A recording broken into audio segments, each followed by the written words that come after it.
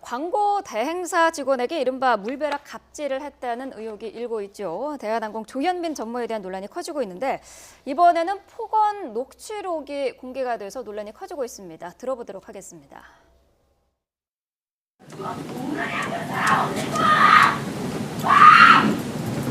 네가 뭔데? 안 될까?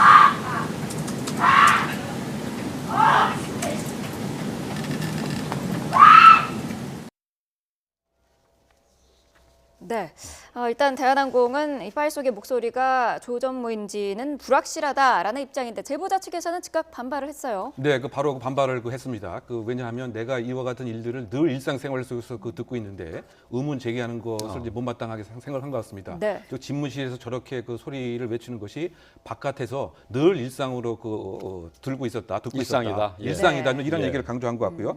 사실 홍보 담당자 입장에서 이렇게 밝혀진 것이 사실은 속으로는 통쾌하게 생각할 것이다. 이런 얘기까지 함께 했습니다. 네. 그만큼 저 같은 고성, 소위 말해서 동일한 인격체로 생각하기보다는 하나의 을에 불과한 것으로 저렇게 외치는 것에 대해서 도저히 이제 수긍할 수 없다라고 하는 취지로 바로 이제 반박을 한 것 같고요. 더군다나 한편으로는 이 이후에 제보자가 누구냐라고 색출하는 것이 다소 겁나긴 하다. 하지만 나도 이제 가정의 한 일원이고 또 중요한 인격체인데 이와 같은 무시를 계속 당할 수는 없다. 이와 같은 입장을 바로 표했습니다. 네.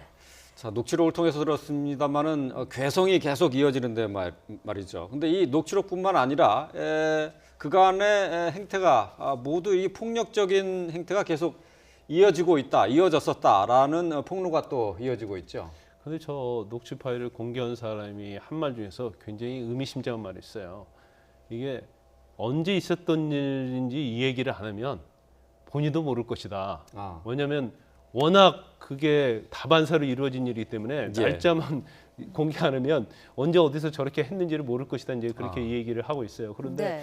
사실 저 목소리 자체가 이제 조현민 전무의 목소리라고 한다면 저 목소리 사실은 많이 들어본 목소리예요. 어떤 목소리냐면 우리 저녁 늦게 길가 가다 보면 술 먹고 길가에서 행패 부리는 그런 분들이 있거든요. 근데 거의 고함 지르면서 싸우는 목소리랑 비슷하죠. 거의 뭐 그 수준이라고 봅니다. 그래서 저도 굉장히 저 녹취를 듣고 상당히 어떻게 보면 좀 충격을 받았다고 할까? 왜냐하면 이제 대한항공이 굉장히 국제적인 기업이고 해외에도 뭐 많이 알려져 있고 우리나라의 대표하는 이제 국적기 아닙니까?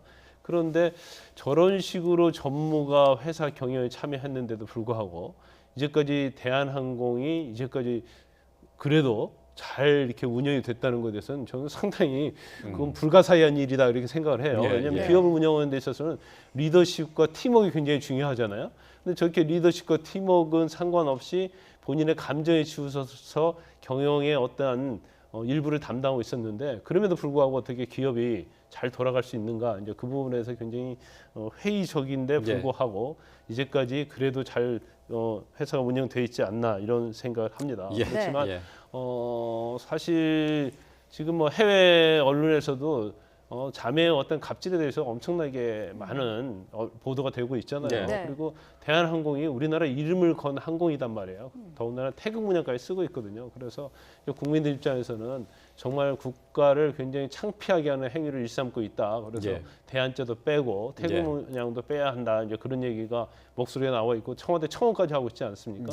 이 부분은 좀 더 그 대한항공 재벌 일가가 좀 귀를 기울여야 돼요. 그냥 단순히 자기의 감정, 뭐 분노 조절 장애 이걸 못 이겨서 저런 행위 자체가 국가를 망신시키고 있거든요. 그래서 이거 자체를 단순한 뭐 업무를 잘하기 위해서 하다 보니까 그렇겠다. 그런 변명은 진짜 말도 안 되는 변명이죠. 그렇기 때문에 정말 스스로 많이 반성하고 다시 반복되지 않기 위해서 정말로 뼈를 깎는 그런 노력이 있어야 한다고 봅니다. 네.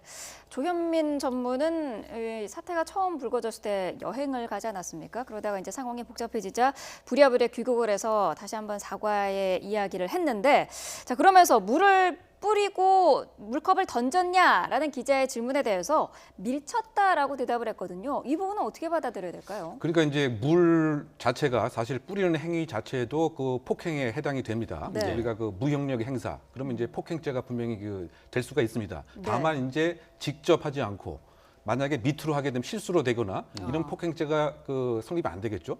더군다나 이제 물컵 자체가 사실 이게 위험한 물건이 될 수가 있습니다. 그러면 폭행죄가 아니고 특수 폭행죄에 해당이 되죠.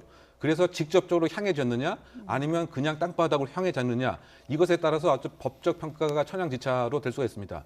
만약에 단순한 폭행죄에 불과하게 되면 이것은 이제 반의사 불벌죄이기 때문에 만약에 피해자와 합의가 일어나게 된다고 한다면 이 공소를 제기할 수 없는 이와 같은 문제가 되죠. 그런데 만약 특수 폭행죄라고 한다면 설령 합의가 됐다고 하더라도 사실은 이제 경찰 검찰이 수사를 해서 공소까지 제기할 수 있는 그야말로 법적 성격이 확 달라지는 것이기 때문에 지금 입장에는 나는 물을 뿌린 것도 아니고 밑에 이렇게 했다가 물이 잘못 튀었다 이렇게 지금 입장을 표명하고 있는 것이기 때문에 이것에 있어서의 실체 진실 여부가 이제 무엇인가 이것이 사실 며칠 전부터 경찰의 내사가 시작됐고요. 아마 오늘 피해자에 대해서 참고인 조사가 이루어질 것 같습니다. 예. 실제로 물의 방향, 그다음에 물을 담았던 용기가 플라스틱이었느냐 아니면 유리컵이었느냐 이것은 또 위험한 물건을 판단할 수 있는 중요한 진술이기 때문에 예. 아마 그와 같은 조사가 오늘부터 시작되지 않을 생각됩니다. 예. 네. 먼저 문제가 됐던 것은 광고 대행사 직원에게 이른바 이제 물벼락 갑질을 했다는 것인데요. 이제 추가로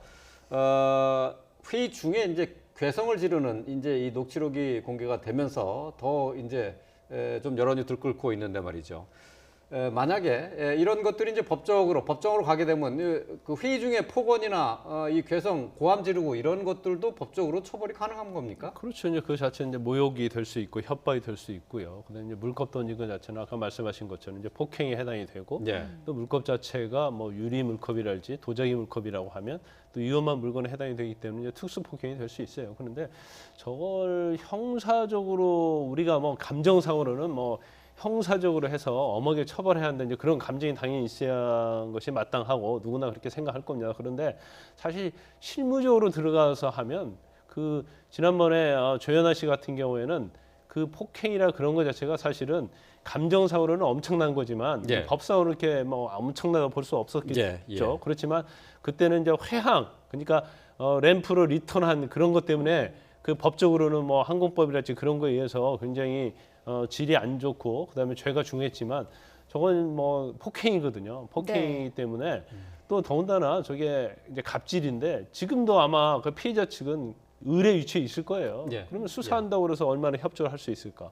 더군다나 광고 대행사 자체가 지금도 대한항공의 광고를 대행하고 있다고 한다면 과연 피의자로 나와서 진술을 할 수 있겠습니까? 그래서 수사는 시작이 되지만 실질적으로 뭐 엄벌하기는 좀 예. 어렵다는 그런 측면이 있다고 보고요. 예. 이제 그걸 떠나서 이제 조현민 전무의 어떤 태도 변화, 진정성 있는 사과 그래야 하는데 사실 진정성 있는 사과를 보고 있지 않잖아요. 예. 그리고 향후에 있어서 뭐 본인이 어떤 전무, 경영 일선에서 물러난다 하더라도 그건 얼마 안 있으면 잠잠해지면 또 복귀를 당연히 하거든요. 그럼 복귀한 이후에도 계속 저런 식으로 갑질 행위를 할 것인가? 예. 그러면 사실 사람 이런 말이 있죠. 사람은 변하지 않는단 말이 있어요. 예. 변할 척 할 뿐이다 이런 말이 있거든요. 그렇기 때문에 이제 근본적으로 자기 인식이 잘못됐다는 걸 알고 그다음에 광고 대행사가 협력업체가 됐건 아니면 직원이 됐든 간에 그건 자신을 위해서 또는 예. 기업을 위해서라도 서로 존중하는 이제 그런 근본적인 마음의 변화가 있느냐가 중요하겠죠. 예. 일단 네. 뭐 진심은 믿어 보도록 하죠. 뭐 근데 이제 물벼락 이 부분은 이제 폭행 혐의가 이제 적용이 될 거라고는 말씀하셨습니다만 이제 사내 회의에서 직원들에게 향한 그 폭언 같은 것도 사법처리 대상이 되는지는 그렇죠. 그런데 일반적으로 직권남용이라는 게 있는데 그것은 공무원의 경우에 해당이 되기 때문에 예. 그건 되지 않아요. 그런데 그렇군요. 예. 그렇죠. 근데 내부에서 뭐 폭언한다든지 어떤 심한 언변을 네. 한다든지 하는 것은 이제 전체적으로 이제 다른 직원들이 있고 그러면 이제 공연한 사실이 되기 때문에 네. 그 부분에 대해서 이제 모욕이나 명예훼손 될 수 예. 있고요. 폭행도 충분히 될 수 있기 때문에 단지 피해자 입장에서 이걸 처벌을 원하느냐 원하지 않느냐 이제 그 부분이 상당히 중요합니다. 예. 네. 알겠습니다. 자, 대한항공에서 연이어서 계속 참 듣기에 참 민망한 얘기들이 계속 나오고 있습니다. 자, 관련 내용들 함께 살펴봤는데요. 이웅혁 건국대 경찰학과 교수, 김광삼 변호사와 함께했습니다. 고맙습니다. 고맙습니다.